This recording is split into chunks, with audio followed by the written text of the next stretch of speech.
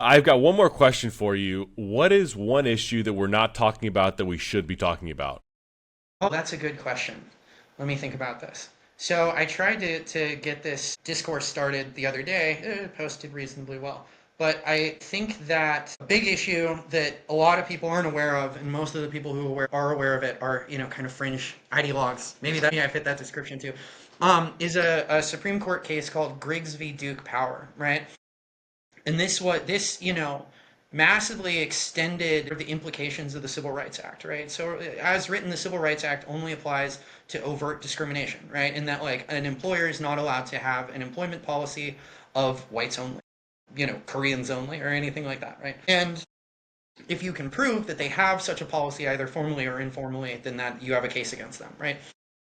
Griggs v. Duke Power extended this in a way that's completely untenable, in that it said that even policies that are facially neutral are subject to scrutiny if they produce a racially disproportionate outcome, right? And so the original case was, it was a power company, right? So fairly technical work, right? That gave essentially, an IQ test to applicants. And then they had some pretty low cutoff, it's like 85 or something, right? And they're just like, look, this is just a basic screening thing. You have to be at least this sort of awake and aware to work in a power plant. That matters to a lot of people. It matters if this keeps going. But of course, because the statistical distributions of intelligence are not identical between the races, any such policy like this is going to result in a disproportionate outcome, right? It's not going to result in no black people hired, but it's going to be less than the 13% or whatever the population that they are. And this court case essentially held that it didn't outright ban anything that has a disparate impact, but it meant that it's subject to so much scrutiny that a lot of people avoid this, right? And this has a lot of negative downstream consequences. Not just important work being done less well than it could, but the fact that companies now have to rely on proxies for intelligence, right? Because they can't directly measure it.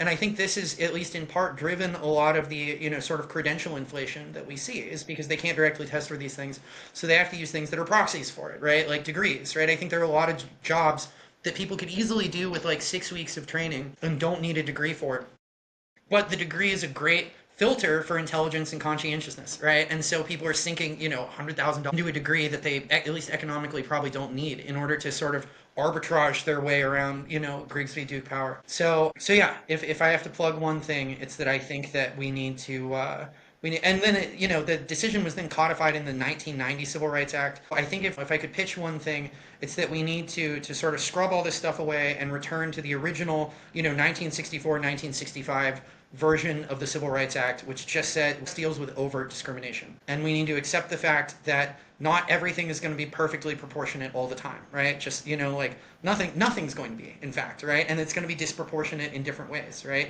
The music industry is disproportionately dominated by, minorities, right? Like blacks and Hispanics are overrepresented in the music industry, right? Physics departments are probably going to be disproportionately like East Asian and Ashkenazi Jewish, right? And that just needs to be okay, right? Overt discrimination is bad. We can agree on that. That's a great sort of Schelling point for society. So yeah, that's my pitch.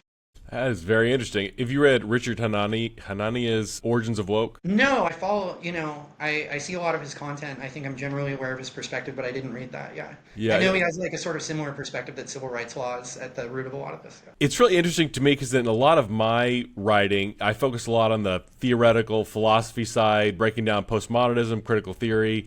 And that perspective is like, it's not so much this high level concepts, it's encoded into the law. And rather than arguing philosophically, we just need to change some legal stuff. And I think that's a very interesting perspective. I like that.